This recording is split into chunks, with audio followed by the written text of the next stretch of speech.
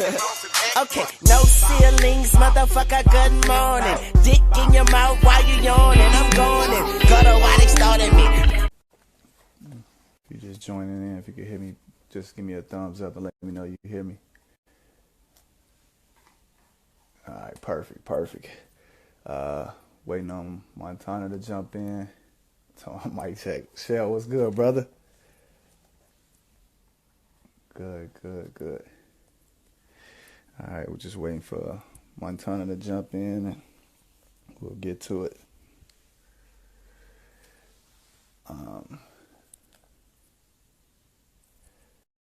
Like, how was your upbringing? I don't think it was too bad. Or when I describe it, like some people ask me, like sometimes I touch on my mom, her addiction and shit like that, and I just let people know that at no point in time in my life did I ever feel like I wasn't loved. You know what I'm saying? So, and I think that was a big important thing. You know, is understanding is everything in any kind of relationship. You know, family, anything. So, one of the biggest things I remember trying to understand as a kid that I kind of learned when I was older was I remember playing across the street from my projects, and the PCs was 28 and Calumet right next to Dunbar High School. And I remember being embarrassed because my mama would be outside, like right across from the park in front of the project building, like, you know, watching the cars and some of the GDs, some of the, you know, motherfuckers that sold dope and, you know, some of the gangbangers and shit like that. So at the time, you know, I'll look over and I'd be embarrassed and shit. So when I see her later on, I'll be like, Mom, what is you doing? You know, she'd be explaining to me like, you know, this is how I had to get the money, you know, make our money for us to get something to eat tonight. So I really wasn't trying to hear that shit. You know what I'm saying? Like, you know, and then she would spaz and be like, you know, and I'd be like, man, my friend such and such, even though they're not saying nothing to me. I'm looking like, I'm telling her like, you know, my friend such and such, and my friend such and such might be looking, and she used to be knowing all the scoops and shit. And she'd be like, well, tell them, well, at least I ain't out here tricking and something like such and such, mom. Right. You know, so she know. I'm just looking.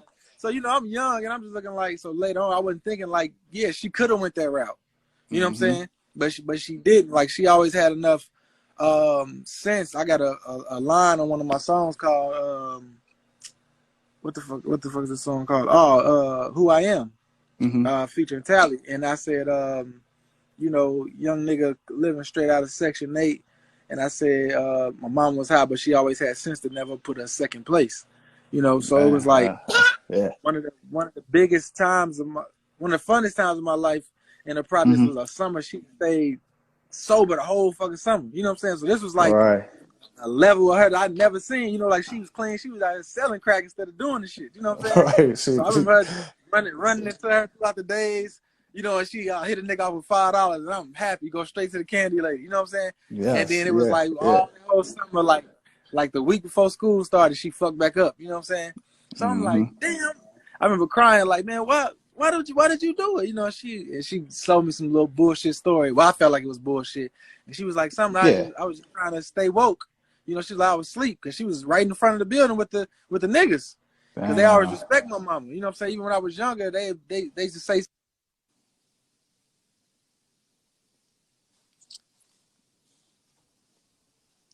There you go. Yeah, you back. Go ahead. Yeah, so they'll see me with my head down or something. Sometime I might be walking behind or something. They'll be like, man, you know, tap me like, man, little nigga, like your mom, she gonna be all right. You know what I'm saying?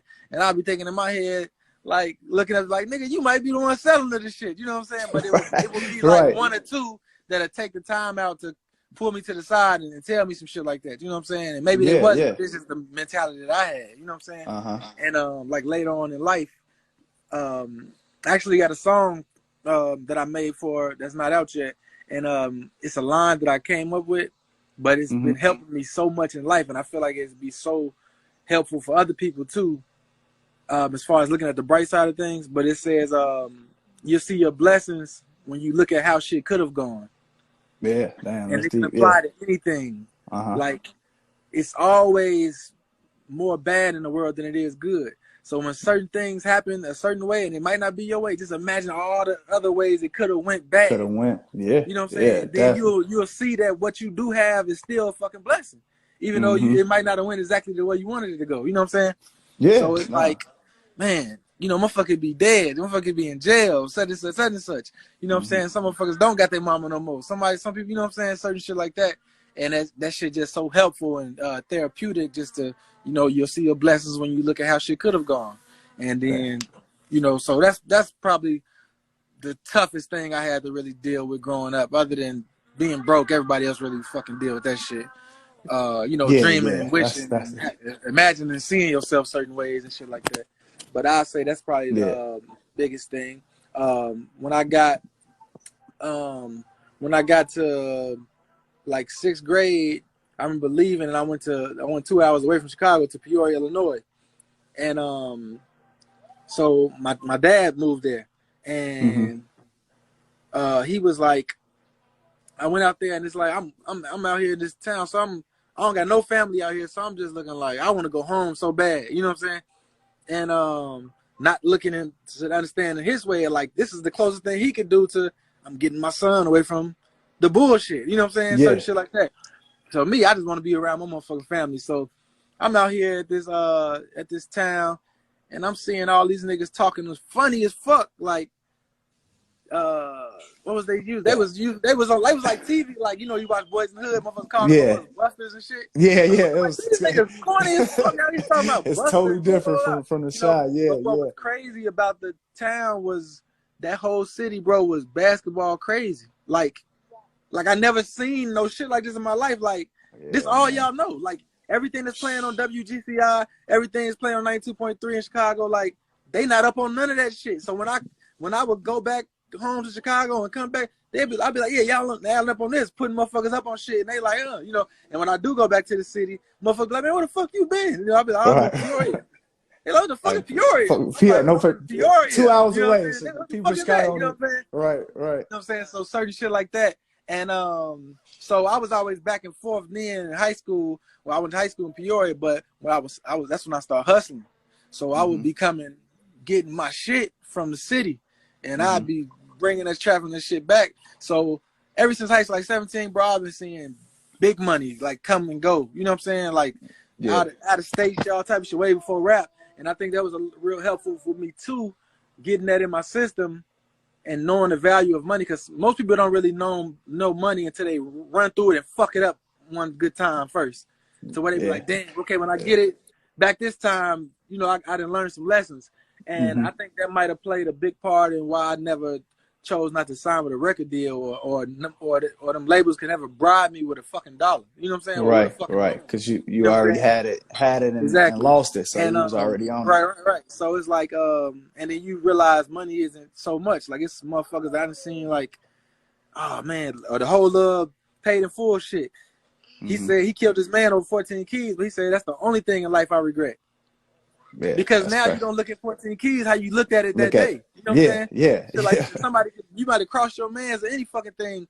And, you know, once you see the value of dollars, see the value of life even, you know that this shit doesn't amount. You know what I'm saying? All of this shit is temporary. You know what I'm saying? So those are probably like some of the biggest lessons I done seen in life. But as far as growing up and shit like that, I don't, you know, even going back to Chicago, it's just a lot of people that just don't know me, period, because how I move. I'm not a loud motherfucker. I don't let, you know what I'm saying? I done been all kind of street shit. Like, it's like, I ain't never heard Dirk and Keith them like, dude, I'm older than them niggas. And when I was in Chicago, the time, like I said, I was mainly a fucking kid still, you know what I'm saying? And when I was having my beefs and all that type of shit and my drug shit, like, nigga, I was fucking with big shit. I was pulling up, picking up shit, going to different cities, and you know what I'm saying? I wasn't fucking around playing with them, so you're not supposed to hear about me or hear about my fucking name and all this other type of shit, you know? So I just let it be what it be. You know, some people feel like, I done got people like, man, I feel like motherfuckers need to know where you from, bro, and motherfuckers they don't know you from. I'm like, bro, when you know the truth, it's no reason to be trying to break your fucking neck to be like I don't give a fuck if I'm from Chicago, I'm from fucking Hawaii. If you play, I will fuck you up. You know what I'm saying? Period. You know what I'm saying? And you still not fuck with me as a rapper, even if I was from Hawaii or fucking Africa, whatever the fuck you want to do. You know what I'm saying? Like Chicago doesn't define me, or it doesn't make me more gangster or more of a real nigga or a raw rapper. Like you go listen to the rest of the niggas that's making noise in Chicago, it is not the same as Montana 300. You know what I'm saying? Right. Like it's me. You know what I'm saying? I think a lot of people don't understand it or probably even needed to hear that. But that's definitely somebody that people need to hear, period, because at the end of the day, right. Like in Chicago, people rap in streets that we don't even own. You know what I'm saying? Right. Like Exactly. You know what I'm saying? Like we don't own the streets or whatever. And exactly. Like you said, it don't matter where you from. It's who you are at the end of the day. Right. That's what's up, man. So like when I talk to you, bro, like our conversation, people probably thinking like it's mainly sports. You know what I'm saying? Like right. When you hit me with a text, it's crazy shit. You know what I'm saying? It's crazy texts about sports. And when I seen you, you know what I mean? You could hoop, you know what I mean? Like you definitely could hoop. How did you get into rapping? You know what I'm saying? You was in Peoria. You just said you was in Peoria, and there was a sports town. How did you get into rapping? I got into rapping, in Chicago, living on 71st and Jeffrey. I think like the first fucking rap song. Damn, you stayed on 71st and Jeffrey? Yeah. Damn, me too, bro. Me too. Yeah. Life in class, 71st and Jeffrey, but everybody knows me from the Hundreds. That's crazy. Yeah. By O'Keefe. Yeah. Yeah. So, man, I used to like right there. What's that 69th where that little Amoco gas station? Yeah, I used to stay like the first little buildings right there from that block from the Amoco. But and me and my granny and my older sister used to walk up to 71st and Jeffrey and go shop. Walking back, long ass walk with them grocery bags. But as a kid, it seemed like a long ass walk. But anyway, yeah, we was doing the same thing. Yeah. Yeah, but rapping, I remember being there and my father, who was in the Nation of Islam at the time, so that was right around the corner at the mosque. That was my first school, Muhammad University. Okay. And I think I remember the first rap song I remember heard or remember even rapping the lyrics to was My Mind's Playing Tricks on Me with Ghetto Boys. And and that's motherfuckers had cassette tapes, and that's the shit that my dad was playing and shit. So I remember that. I remember You Down with OPP, you know, shit like that. And then it kind of evolved to like I started noticing like, okay, I'm hearing the most of this artist. I'm hearing a lot of this artist. You know what I'm saying? So you get familiar with people's voices. Like, okay, this is Tupac playing more than everybody else shit. So then you start to see like out of these rappers that he got tapes of, or you looking at the cases of them and shit like that. I remember doing shit like that as a kid, and it's like, so out of these rappers that I see him listening to, he's listening to this one the most. So he probably respects or likes this one the most. Yeah. You know what I'm saying? So maybe I should probably value him, and that's how a lot of people don't know unintentionally, even with religion. Whatever religion your parents might value the most, a kid is going to instantly be like, okay, this is what I should value the most. That's so. This is what I should take the most serious. This is what my father or mother is passionate about. So this is what I'm. So luckily for me, and unfortunately for these rappers today, I had a motherfucker listening to Tupac. You know what I'm saying? Instead of a motherfucker wearing a dress and doing fruity shit. Right. But, right. So that's who the fuck I looked up to. You know what I'm saying? As the first rapper, as far as on the respect level, it was Tupac, and I seen power in that. Like, damn. When this nigga rapping, he got everybody's attention in the car. He got everybody's attention in the house. Yes. It ain't nobody hating on him. You know what I'm saying? It's just like, I wanted that. You know what I'm saying? Even as a kid, 7, 8, 9 years old, it's just like, damn, I'm listening to this shit. And I can even see the difference from the other rappers too, to him. You know what I'm saying? Yeah. And so that's what kind of really sparked my interest. I think imagining myself rapping, or like I could probably do this shit. And then I think what made me really sit down and write a rap and shit like that was probably like when I was like 12, 13 and shit, when Cash Money them came around. Oh man, crazy way. Yeah. They made me feel like, okay, these niggas look like they wearing the shit that we can afford. You know what I'm saying? Like these niggas wearing white tees. Fucking Reebok, Jabot jeans. I got me some Jabot jeans. I could go do that shit tomorrow. You know what I'm saying? Yeah. Shit like that. So them niggas made the shit seem like it was in a nigga reach. You know what I'm saying? Like if they they shooting videos in the projects. You know what I'm saying? It's like we in the fucking projects. Like damn, imagine if we had some cameras down here in our shit. You know what I'm saying? So that's when it was like, okay, that next step probably need to be nigga to sit your ass down and write. You know what I'm saying? So that was that was how I like actually sat down and attempted. And I remember my first rap and shit like that. Like I didn't know how to count bars or anything like that. And I wasn't knowing at the time that this is day one of being a student of the game. You know what I'm saying?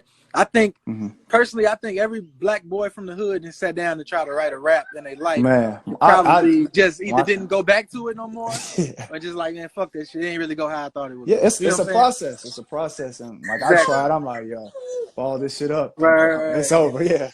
And I think that's the reason why a lot of niggas, like some niggas is just natural haters. You know what I'm saying? To where it could be like, cause some niggas, I literally remember being in high school, 2 niggas I ended up clicking up with, and I'm looking, I see these niggas start coming to school different, like, damn, these niggas fresh, been fresh as fuck lately, you know what I'm saying? And I'm like, they doing something, you know what I'm saying? Like, I need to fuck with them wherever the fuck they doing. Yeah. Some people might take their approach and be like, who the fuck these niggas think they is? Right. You know what I'm saying? Right. And it's like, that's just in some niggas to think that way, you know what I'm saying? Yeah. So even when some niggas might hear a motherfucker rap, like, when I was with Kanye, he was like, bro, hey. Yeah. He like, that's that typical day. Hey, sit down. He's like, bro, he like, you an intimidating rapper, bro. Like, a lot of niggas is gonna not like you because you do what they do. And when niggas is known for, like, it's niggas that's like, that got deals, and I'm known for being I'm the nigga when it comes to the rap around here. But when you see a motherfucker like this, is like doing this shit on a whole next level, or a level you can't touch, that shit is almost offensive. You know what I'm saying? Yeah. He was like, so a lot of motherfuckers is not gonna help you. He literally told me, he said, a lot of motherfuckers is not gonna help you because you're already ahead of them. That's what Ye said. That's what Kanye said. Yeah. Oh damn. And okay. So just certain shit like that. So it's so many levels to the shit that inspired me. And even I think, like I tell motherfuckers, my favorite rappers is Pac, DMX, and Wayne, which are all for 3 different reasons and shit. Even though they all 3 different styles of rap, I value 3 different things about each one of them. You know what I'm saying? And I think that helped. I'm sure that helped kind of mold me into who the fuck I am today. You know what I'm saying? Yeah. You got motherfuckers that I know you done heard motherfuckers have conversations like this and really think they saying some shit, but be like, man, if you a street nigga, be a street nigga. If you rap, rap. If you do this, you know what I'm saying? Like, as if you can't do multiple things. You know what I'm saying? Right. You know, and I'm just like, no, those are your limitations that you might put on yourself. You know what I'm saying? And it's like, shorty, Jalen Suggs, he just won the championship for football and basketball. You know what I'm saying? And got Mr. Basketball and the player of the year in both of them. Right. You know, and just graduated. It seems like, so he can go either, like, it's people that's really out here, it's been athletes like that. You know what I'm saying? And it's just like, if somebody was to listen to the shit that you talking, saying do one thing, he could never have those accomplishments. You know what I'm saying? Right. But I think a lot of people don't understand that in life, period, you just got to be a sponge at all times. And when I say that, that means you know that you can soak up anything from anywhere, any place, from any age. You know what I'm saying? And I think I learned that when I was younger from, like, my son, Tony. Like, damn, this nigga 2 years old teaching me how to do shit on my own phone. Like, how did you do that? You know what I'm saying? Like, you know what I'm saying? And people don't know you can learn shit from your enemies. Like, you can learn shit from the motherfucker that you hate the most. A motherfucker can fuck you up on a basketball court so bad, like Allen Iverson said. He said, dude was fucking me up, and I stopped after the shit and said, hey, dude, what the fuck was you kept doing to me? Like, show me that shit. And that's the fucking crossover he brought to the NBA. That's the move he took, yeah. You know what I'm saying? Exactly. And it's like, people don't have, some people might have just ran away from that. Like, I don't want to go play dude no more. But it's like, I don't got to turn him into my enemy. I could pull him to the side and acknowledge his greatness and be like, dude, show me that. You know what I'm saying? Or somebody can show you something about yourself to where it's like, yeah, this nigga was better than me, but I played with this nigga all summer, and now I'm fucking better than him. You know what I'm saying? Yeah, man. Because he was teaching you something about yourself. He was teaching you what needed to be worked on. And I think even a lot of people might need to hear that even with sports. And I say this advice when I let my son play up, like he's in 6th grade, and I have him play tournaments all this year against 7th or 8th graders. But when he played with his school, they needed him with the 5th and 6th graders. And he took them to the championship, and he was killing and shit like that, of course. But it's like, the thing about letting your kid play up is like a win-win situation, because if they do good, then they look good. It builds their confidence. And then if they don't do so good or they do bad, instantly as a father or as a coach, you get to see what weaknesses they have and what needs to be worked on. So you can instantly go get in the gym with them in the next session and be like, hey, you know, next time we go back, we going back like this. That was just one game. You see what I'm saying? Yeah, and you're teaching them how. So don't never be scared to do that for your kid. You know what I'm saying? Yeah. Because it's always good. It's always good to fail. He went to the championship this year and he lost in the championship. They got this they got this kid in Peoria, bro. His ass, he played football. He a beast in football. He's 11 years old. I'm not exaggerating about none of this shit. He's 11 years old. My son is 11 too. 11 years old, 6 feet tall, over 250 pounds. He bigger than me. And he wears size 18 shoe, bro, and he 11 years old. They call him Big Baby. You sent me a picture of it. You sent the picture to me. Look, dude. Yeah. He gonna go to the NFL for sure. But no kids is like, you know, just his hands right there waiting by the rim for the rebound, putting it right back up. It's not that he got a lot of skill or anything like that. It's just that, you know, kids don't want to dribble by him because they get knocked to the floor. You know what I'm saying? Like, he takes up a lot of space. He'll be a big kid. And he bigger than me. And he's a nice kid. You know, he don't even know who his dad is, but he gonna be something in life. Whoever his dad is I don't know if his dad know who he is or not, but he gonna see that boy watching it. But he lost his game in the championship. You hear me? You good? Yeah, I'm good. Yeah. Okay. So when he lost his game in the championship, and you know they took their picture with the second place trophy after the game, and that's the only team he lost to. You know, and when I went in the locker room behind his team, all of them was in there crying, and I was happy because for the first time, I felt like a loss meant something to him. Like I would watch like games or tournaments in the past. I see him might lose a game, and then we come home and he playing the game on FaceTime with his friend like nothing happened. You know, so he's like, dude, you're not taking this shit personally. You know, so to go into that locker room and see them crying and see that side of him, it let me know that, you know, his passion was pumping and awakened now. You know what I'm saying? Like it meant something. You don't want to feel that again. You know, you have to do something to try not to experience that again. Yeah. And some players that as kids, they might want to, I want to go to that team because they never lose. I want to go to that team because it's me and me and me and me and me, and you want the odds to always be in your favor. I deal with this right now. You need to experience loss in life. Yes. You know what I'm saying? Yes. And I was just glad that he went through that at such a young age because so many people don't realize how important, probably the most important lesson in life is disappointment, bro. Man, it's crazy. I mean, it's crazy you saying that because I coach a AAU team in the summer too, like the Warriors, whatever. And I had a team, a 6th grade team, which most of the people on the team just started, right? Right. Just started. So of course we're gonna get our ass kicked, whatever. But it was like some parents just like, oh, you're not coaching good, whatever. Like, bro, these kids need to learn how to lose sometimes to appreciate wins. You know what I mean? Exactly. Like right now they don't have it. But that's piggy off what you were saying. That just made me think about something personally with me. You know what I'm saying? I know you got some thoughts on a lot of this shit I didn't touch about. Yeah. But hell yeah, kids. I'll probably get somebody to get parts of this interview out too and send it to you too. I got a couple of people on my team that be, you know, so you can take some points out of it in case we want to post and stuff like that. Yeah, definitely. But yeah, that's basically it. Actually, when I told you I got to Peoria and that city was basketball crazy, that's what got me into sports. Like that shit honestly really probably saved my life. I met this kid, bro. He in the NFL right now. His name's Sherrick McManus. He played for the Bears. And he's number 27. He's been on the Bears since 2013 and just re-signed this year. And he's everybody that's on the Bears, he's been on that team longer than everybody. So everybody else either got traded away or dropped, and he's still getting signed. Then he got drafted to the Texans in 2010. And he's still and he's still, you know, the average football player, NFL football player's career is 4 years. So this is 10th year. You know what I'm saying? So that's what I'm saying. He got an NBA, like he's been in the league like an NBA. But meeting that dude, bro, I'm pretty sure I told him this probably a few times. I think it changed my life. because I didn't know shit about sports, but I always could run fast. You know what I'm saying? And I met him when I got to Peoria in 6th grade, and he could run fast too, but I was bad as fuck. So I was the kid that was like always getting detentions and shit like that, and suspended and shit like that, and causing trouble.